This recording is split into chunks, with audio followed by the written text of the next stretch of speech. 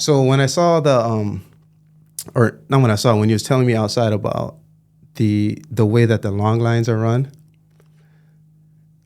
that's something I was like, oh, I don't see too many videos about that. Right.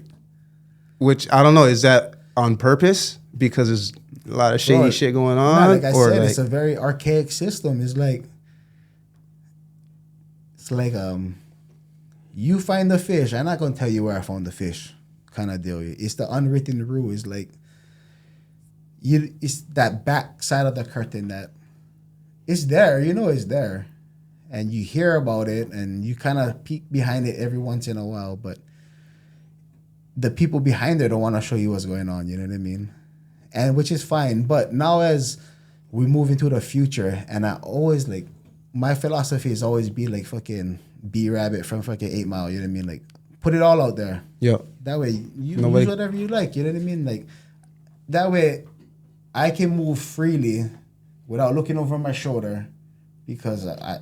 And what? Exactly. People knew already. Exactly. And what? Not like you're getting blindsided. Exactly.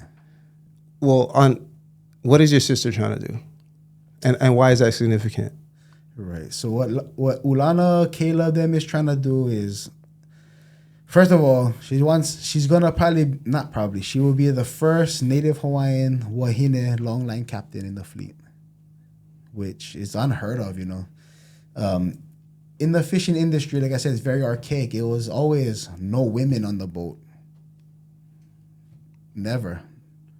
Well, give us a year, like up until 2024? Bruh, like into like, yeah, basically. You know what I mean? Like, it's like one of those unwritten rules. It's like, for some reason, nobody leaves on Friday, right? Like, if you're going to leave on Friday, you wait till Saturday, you leave Saturday morning.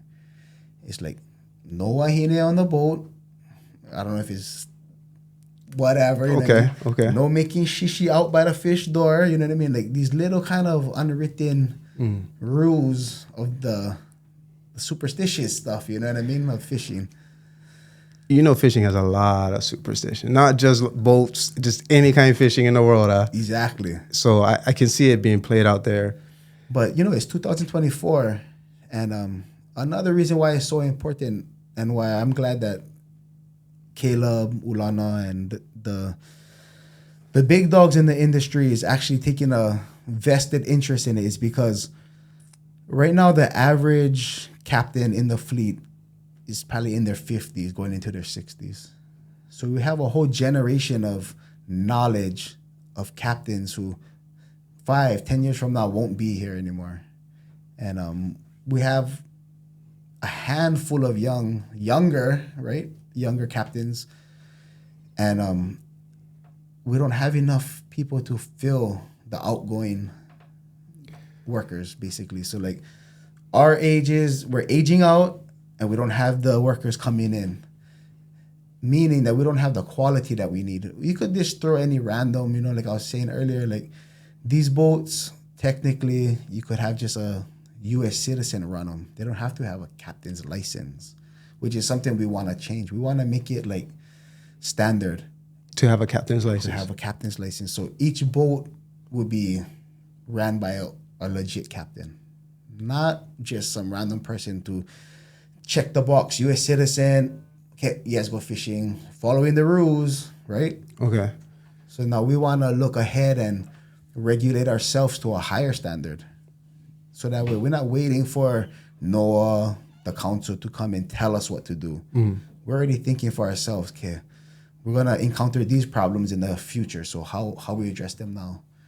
So one of them is creating a captain school where we can train the next generation of longline captains, where they can come in, get certified training, get their captain's license, their marine mammal handling cards, all their qualifications so that they can go and fish.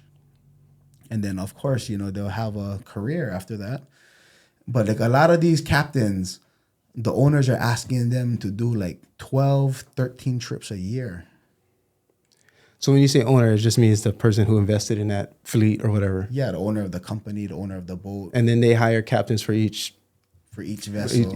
Okay. And then And that's where you're trying to train these captains, right? yeah. So there can be more captains out So there. there can be more captains. So instead of burning out your captain, because when you have a good captain and the captain is making you money as an owner, you want him to keep making you money, right? Like, oh, hey, he's smashing, keep going.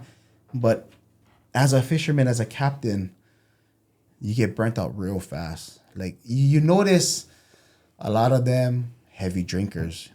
You know Substance of yeah, they have because what 20 30 days, what is it? 5 days on land, 30 days out at sea, doing 11 12 trips a year, you know what I mean? Like some of them spend more than 300 days out at sea. It's crazy, you know what I mean? It's hard to have any kind of family life, right? Hard. So when I look at it from an owner, captain, worker, what I would have, say if I own a longline boat, I would have 2 or 3 captains per boat, and I would run it where like they can do every other trip, so that way they get 1 month home with their family, 1 month on the boat, or if they need another month, that's why you have 3 captains per boat. And the captains who are not on the boat at the time, what I would do for them is I would keep them on unemployment, so that way they still would have some kind of income while the other captain is running the boat, where they're not so stressed, like, oh, you know. Are those 2 captains only sharing whatever that boat makes specifically, or is the whole fleet?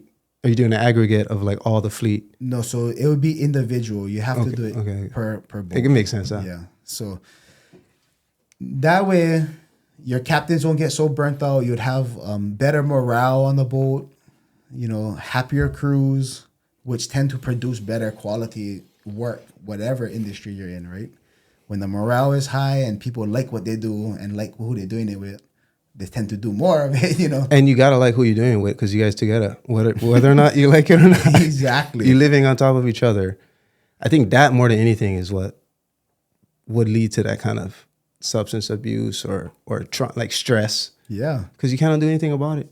Can't, bro. And what's interesting now that we're moving into the future is like Starlink.